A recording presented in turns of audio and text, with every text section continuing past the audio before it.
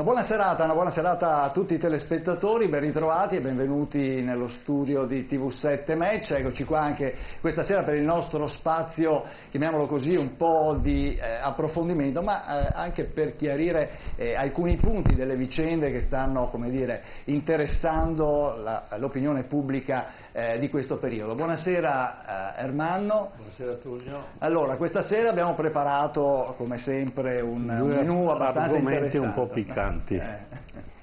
Il primo è: si può commerciare la domenica o è un giorno di festa?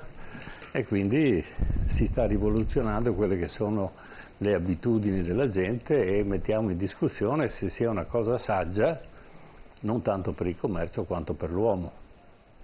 La seconda invece è lo scandalo che è uscito recentemente della pedofilia e delle situazioni che si sono create in Vaticano, che peraltro non sono recenti, sono storicamente consolidate da millenni, però finalmente c'è un po' di libertà nel dire le cose e nel dirle non si fa male. Direi che se si ha modo di raccontare le cose come succedono c'è la possibilità anche di recuperare molto e quindi di avere un contrappeso che spesso nel potere di alcune istituzioni è tutto da una parte e non ce n'è dall'altra. La giustizia sempre è un po' zoppa e l'abbiamo visto in varie occasioni, quando si parla di certi argomenti non si arriva mai al dunque.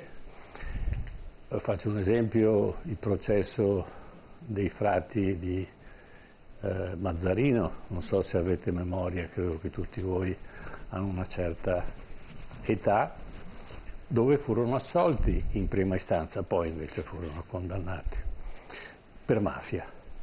E quindi la giustizia è molto attenta a toccare certi argomenti, ma se la cosa diventa virale, cioè la gente ne parla, e ne parla con educazione, ne parla con buon senso, allora certe cose possono andare nel verso giusto, perché il senso della comunità, delle persone, è molto più saggio del buon senso del singolo, anche se questo è il capo.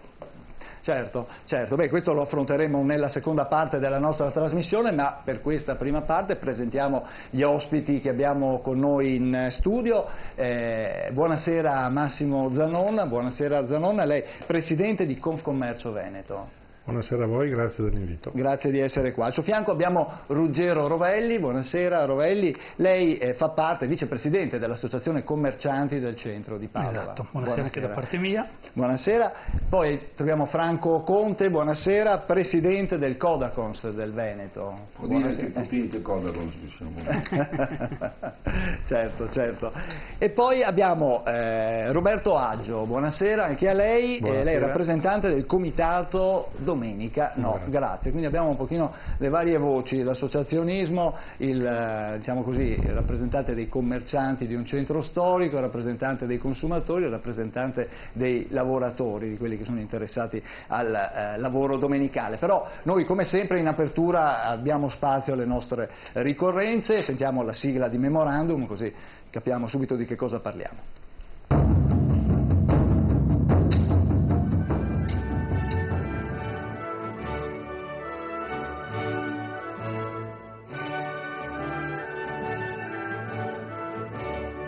14 settembre 1321. Muore a Ravenna all'età di 56 anni Dante Alighieri. Con la sua commedia diventerà uno dei simboli dell'Italia nel mondo.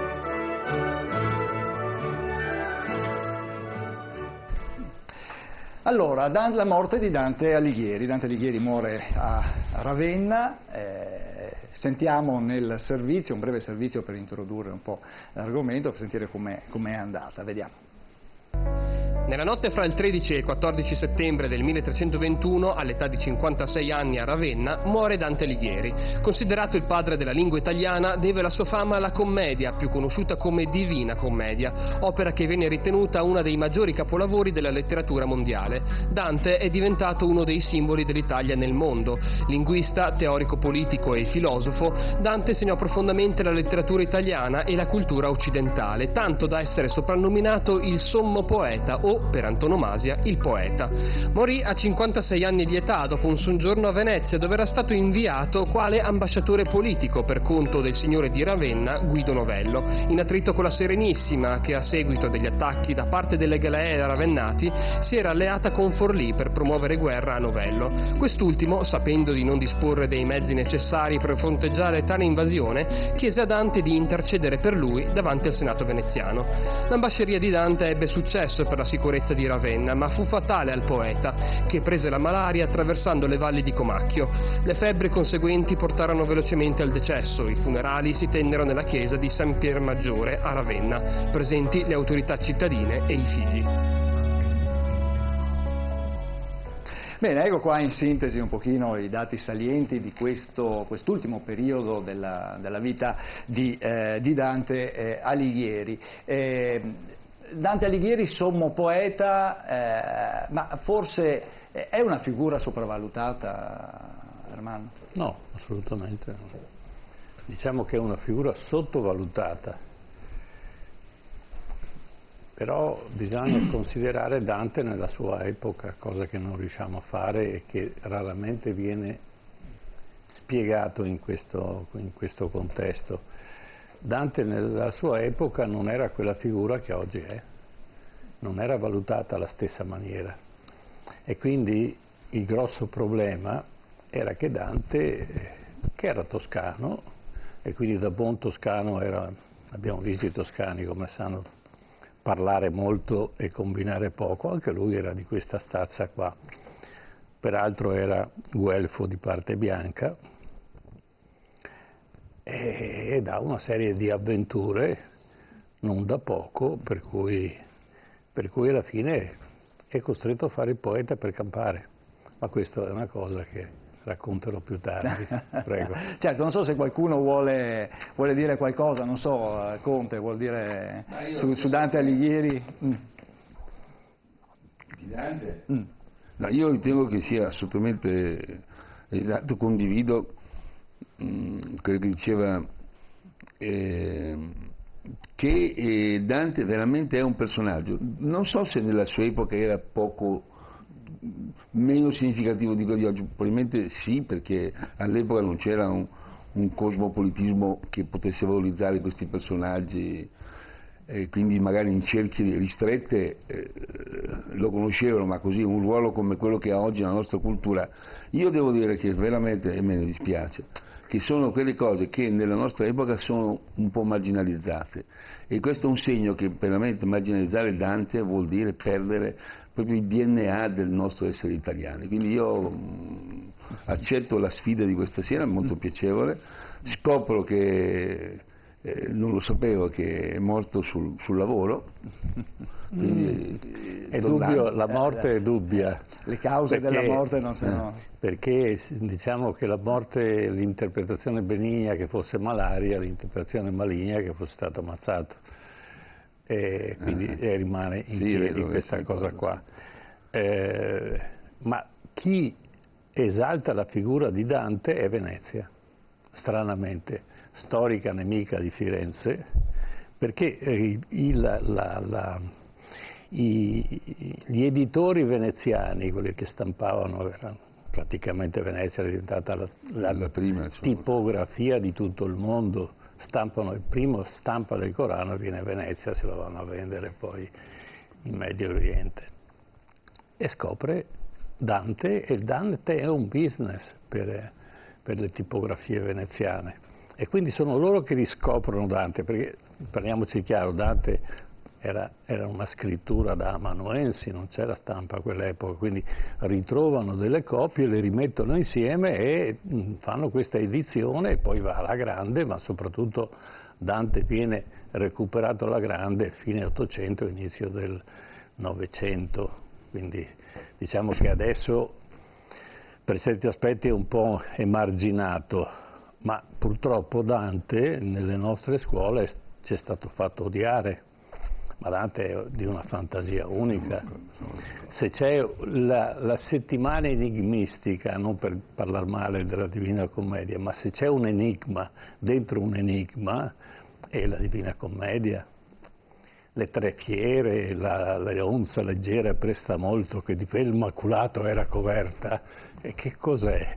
E allora devi andare in cerca, cercare di capire, scoprire, c'è un enigma e lui poi non può dire tutto, per cui dice per enigmi.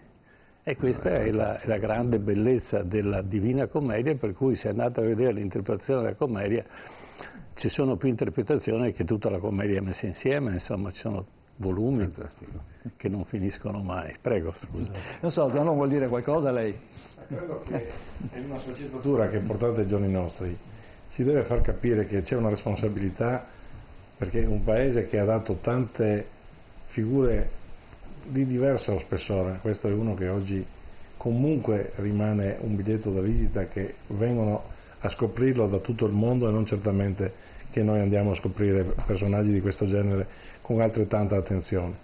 E le responsabilità quindi di chi oggi manda avanti questo paese devono in qualche modo ricordare che abbiamo avuto delle illustre e delle importantissime figure che magari in quell'epoca, anche perché i mezzi non c'erano per far arrivare un testo, è chiaro, basta pensare a Venezia come si può. È difficile muoversi oggi, penso sia stato assolutamente difficile muoversi anche quella volta. Quindi è un richiamo che io spesse volte faccio al fatto di essere italiani, non è una concessione che ci troviamo così a essere senza qualcuno che deve in qualche modo ricordarsi di chi ci ha preceduto. Certo. Rovelli, Dante ci viene fatto odiare a scuola, secondo lei? Non so se diciamo che insomma, dai Promessi Sposi di Manzoni, eccetera, insomma, voglio dire, ogni studente ha le sue rogne, però voglio dire, è pregevole la vostra iniziativa, anche perché sono pillole che permettono, come dire, di avere dei particolari, alcuni dei quali li ignoravo, compreso il fatto appunto che fosse successo così vicino a noi, no?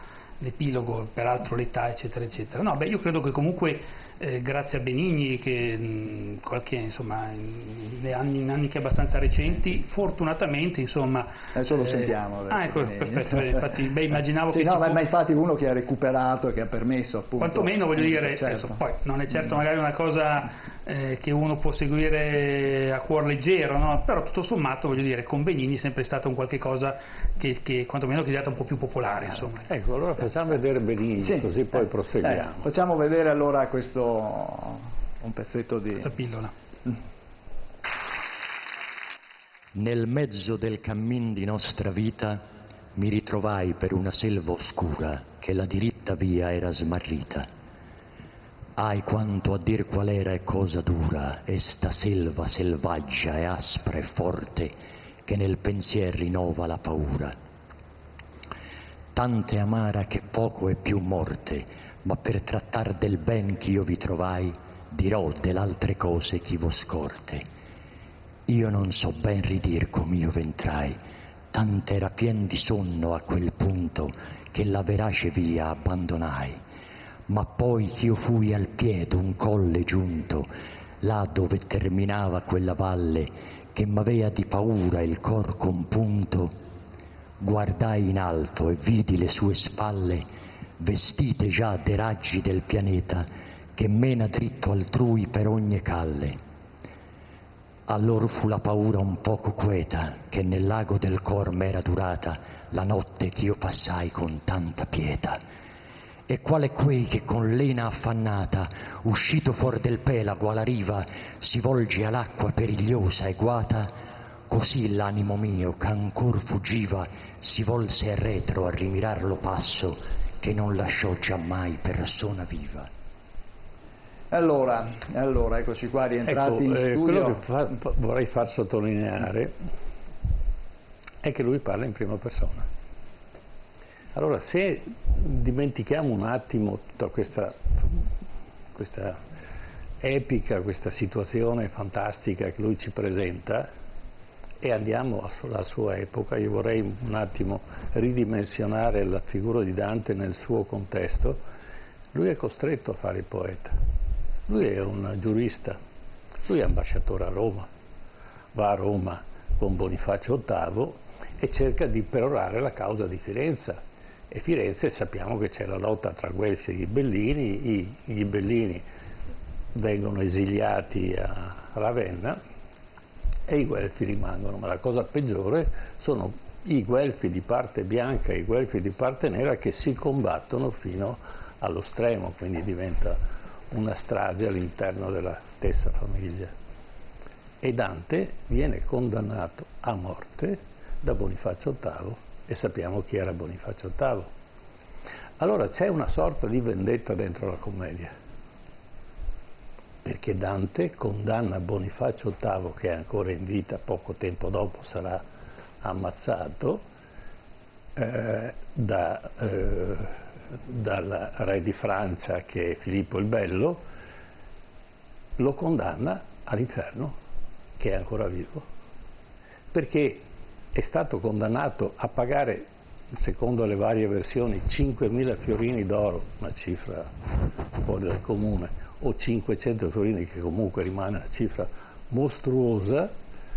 Viene condannato e poi condannato a rogo per ben 3 volte da Bonifacio VIII. Figuriamoci se Dante non si è lavato la bocca sulla Divina Commedia, ma lo farà anche per un altro Papa e un altro Cardinale. E quindi parleremo più tardi della situazione del Vaticano, quindi anche allora c'era questa situazione, ed era una situazione veramente difficile, ma il potere della Chiesa era talmente forte che non ci si poteva mettere dubbio né si poteva giudicare. Dante ha il coraggio di farlo e quindi viaggia da una grande famiglia all'altra dell'Italia dell'epoca e naturalmente dice quanto sa di sale il salire e il scendere delle altrui scale. E viene anche a Padova e si incontra con Giotto, perché erano amici.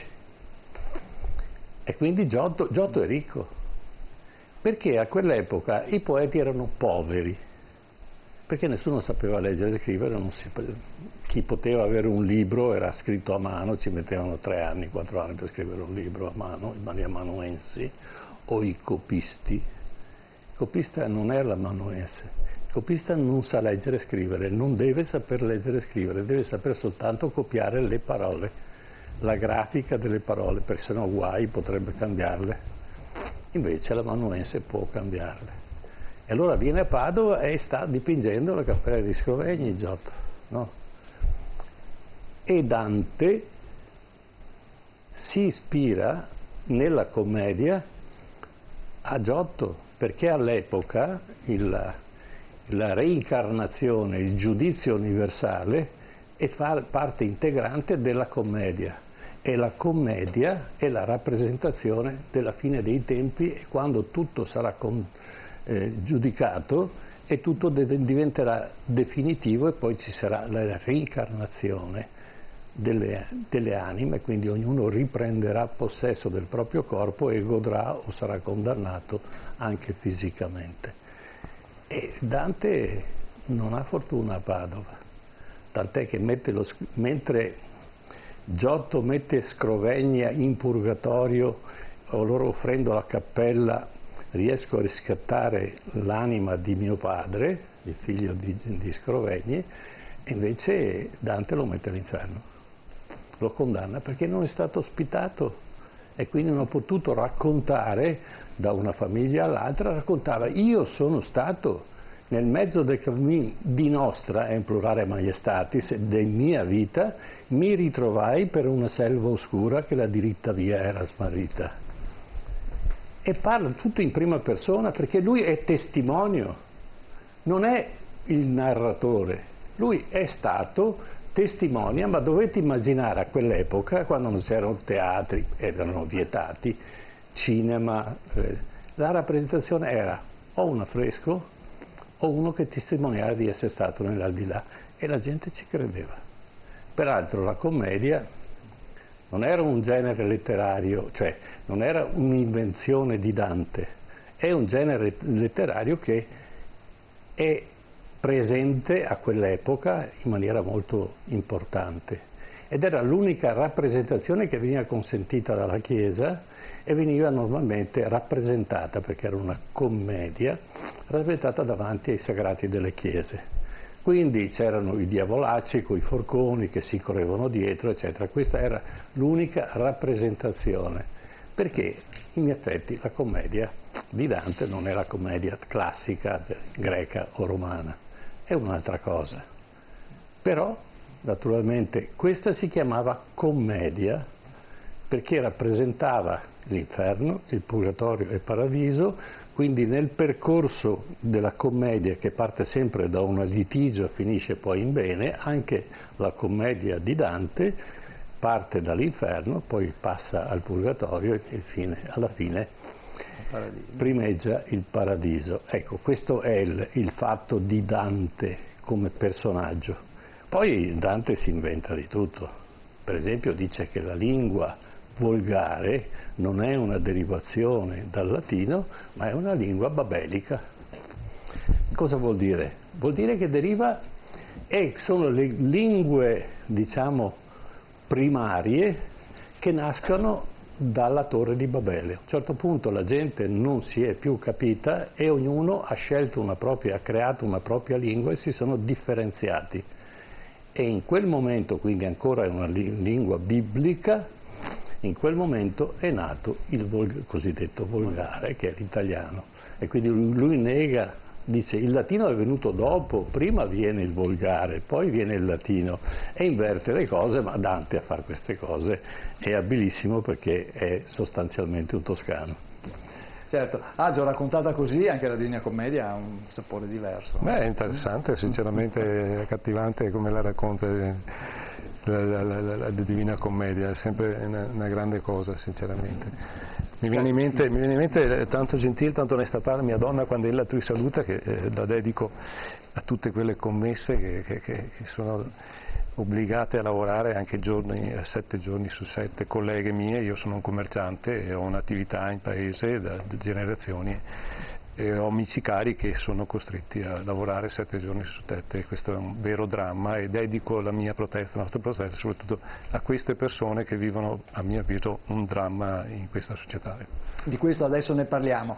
Andiamo un attimo in pubblicità, torniamo subito e inizieremo allora a discutere, a parlare allora delle possibili chiusure domenicali prossime. A tra poco.